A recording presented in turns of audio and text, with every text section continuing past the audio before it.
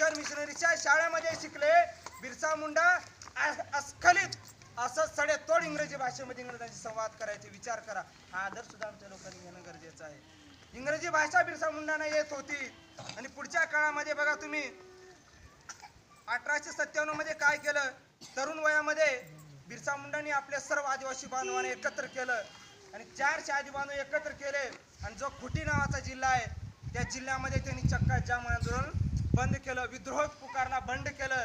आणि इंग्रजांना सर्वात प्रथम खिंड त्यांच्या छावणीला हादरा जर कोणी दिला असेल तो सर्वप्रथम आपल्या बिरसा मुंडांनी हादरा दिला. त्यांना जाणीव झाली की आपल्या विरोधामध्ये कोणीतरी या देशामध्ये अस्मिता जागृत झालेली आहे, आपल्या विरोधामध्ये कोणीतरी निर्माण झालेला आहे, असा जननायक बिरसा मुंडा.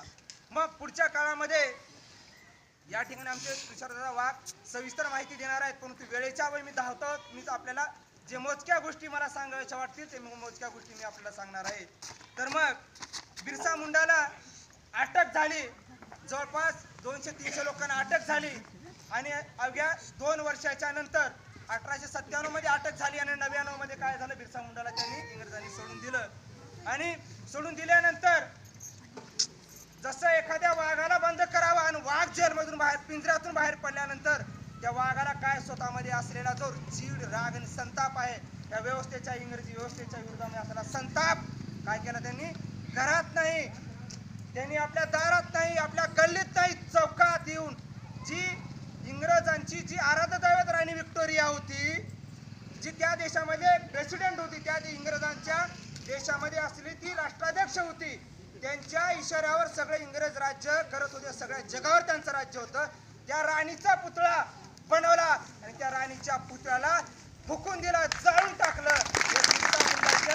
अंगामध्ये असलेला किती मोठा विद्रोह आहे विचार करा. त्या काळामध्ये गुलाम भारतामध्ये आपल्या एका महानायकानं जगावर ज्या इंग्रजांचं कधीच त्यांच्यावर कधी सूर्य मावळा जात नाही असं म्हणतात, त्या इंग्रजांच्या हुकुमशाही बादशहाला आपल्या देशातल्या आपल्या बिरसा मुंडांनी जाहीर चौकामध्ये जाळून टाकल्याने इशारा दिलेला आहे, हे राज्य आमचं आहे, जमीन आमची आहे, जंगल आमचं आहे, तुम्ही विदेशी आहेत, तुम्ही आमच्यावर राज्य करू शकत नाही.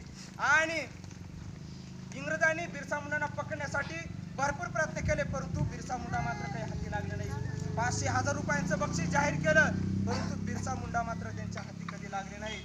आणि शेवटी बिरसा मुंडाने एक पत्र लिहिलं, खरमरीत पत्र लिहिलं इंग्रजांना. ते पत्र आज देखील जे झारखंडमध्ये बिरसा मुंडा नावाचं जे वस्तू संग्रहालय आहे, जे झारखंड सरकारने त्या ठिकाणी उभारलेलं आहे, त्या संग्रहालयामध्ये आज सुद्धा सुवर्णाक्षरांनी लिहून ठेवलेलं आहे. काय लिहिले पत्र, ते पत्र मी तो आपल्याला वाचून टाकतो. बिरसा मुंडाने इंग्रजांना लिहिलेलं पत्र आहे, ये मुल्क हमारा है, ये मुल्क हमारा है और इस देश पर राज भी हम करेंगे. अगर तुम हम पर राज करने का अगर प्रयास करोगे तो तुम्हारे अंग्रेज शासन के लाशों के मैं ढेर बिछाऊंगा, लाशों के मैं ढेर बिछाऊंगा. अशा प्रकारचं खरमरीत पत्र लिहून इंग्रजाच्या तोंडावर फेकून मारणारा या देशातला पहिला आणि शेवटचा राष्ट्रभक्त कसा असावा ते बिरसा मुंडाकडून आमच्या लोकांनी शिकलं पाहिजे. विचार करा, म्हणजे इतक्या मोठ्या धनदांडग्या व्यवस्थेच्या विरोधामध्ये बंड करणं साधा नेबळट लोकांचं काम नाही. किती मोठं धाडस, साहस, किती मोठं बंड पुकारलेलं आहे हे आमच्या बिरसा मुंडाच्या या आंदोलनातून लक्षात येतं. आणि शेवटी काही आपल्या जे लोक फितूर झाले आणि बिरसा मुंडाने अटक केली. बिरसा मुंडाला 19व्या शतकामध्ये 19 मध्ये अटक केली आणि झारखंडमध्ये राज्य नावाचं जेल आहे, त्या जेलमध्ये त्यांना बंदिस्त करून टाकलं. तिथंच त्यांचा 9 जून 1900 मध्ये त्यांचा देहांत झालं, त्यांचं निधन झालं. परंतु बिरसा मुंडा शरीराने गेले होते, परंतु या देशामध्ये असलेल्या प्रत्येक आदिवासींच्या हृदयामध्ये, मनामध्ये, मनगटामध्ये, मणक्यामध्ये, मस्तकामध्ये, प्रत्येकाच्या स्वाभिमानामध्ये बिरसा मुंडा जिवंत होते. ते त्या काळात जिवंत होते.